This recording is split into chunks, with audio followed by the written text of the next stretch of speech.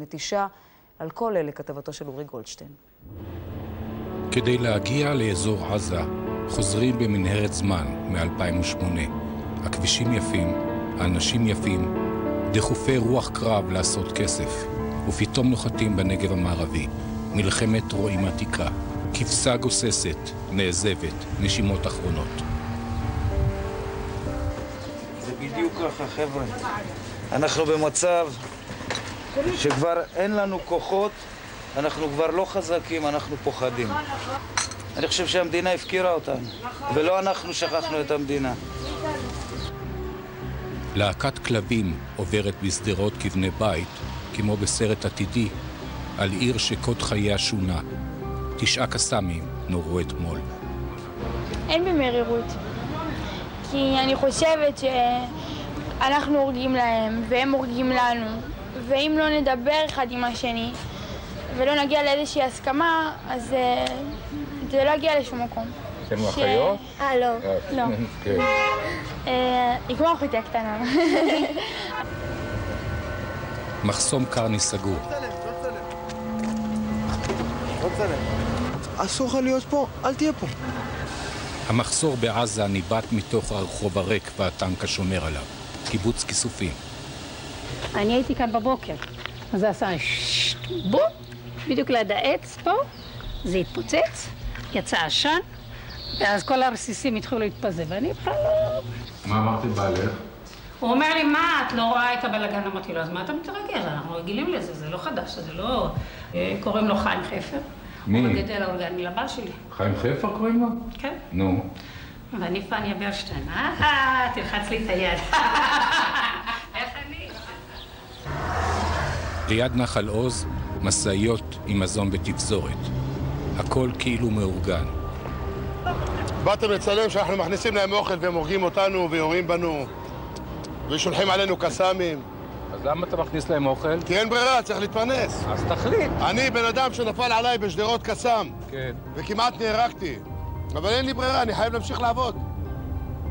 המסוע מניע גרעינים בין ישראל לעזה וחורץ בטבעת המצור חריץ קטן, חור אחד אחורה בחגורה הלוחצת. רק שתבינו איפה אתם נמצאים. פה אף אחד לא מגיע לפה, זה הגדר של המערכת. נו. שתבינו. אוקיי. אסור? בטח שאסור. בשנייה אחת צלף עומד פה ומוריד אתכם. לא, ברצינות, זה מסוכן מאוד. אני לא מוגן, כשאני עומד ככה אני לא מוגן. רק פשוט אל תהיו פה, יהיה טוב לכולם. אבל על הזמן.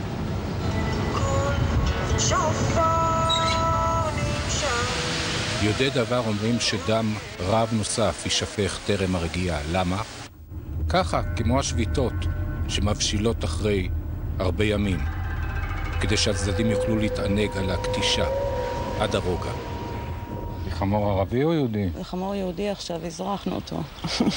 אני אצטט פה אולי את אחד השכנים שלי שאומר שיש לו 24 שעות, מתוכם 23 שעות גן עדן ושעה ביום גיהנום. באירוע חדירה הייתה הפסקת חשמל.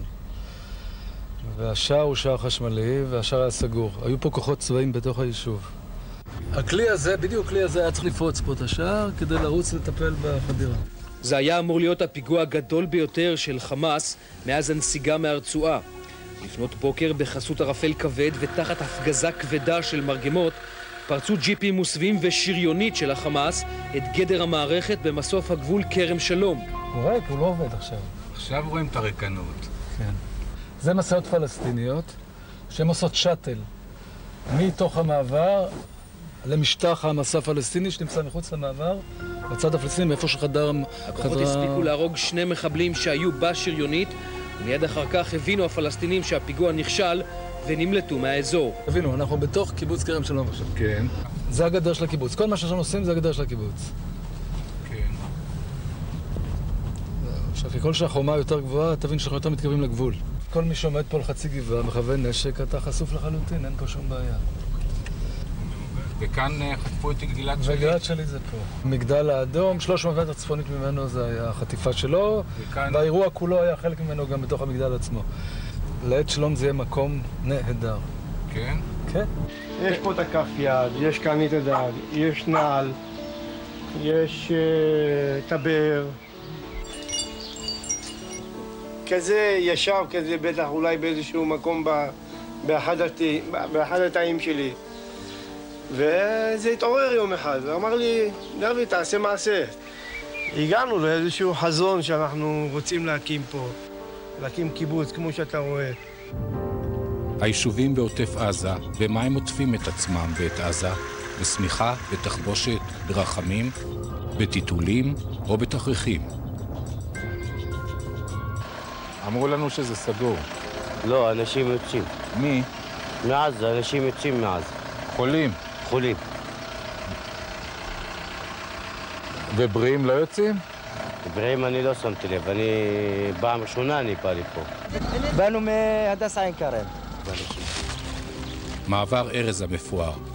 קרן וינגר, עיתונאית משוויץ, חוזרת מעזה עמומה, מן העוני, מן הביוב, מהייאוש. היא הייתה שלשום בבית חנון. טקסי לאן? לתל אביב. תל אביב, אני רבע שעה. 4 ילדים ואימם נהרגו בבית חנון. פגענו במחבלים חמושים, אמרו בצה"ל, שנלחמו מתוך בתים.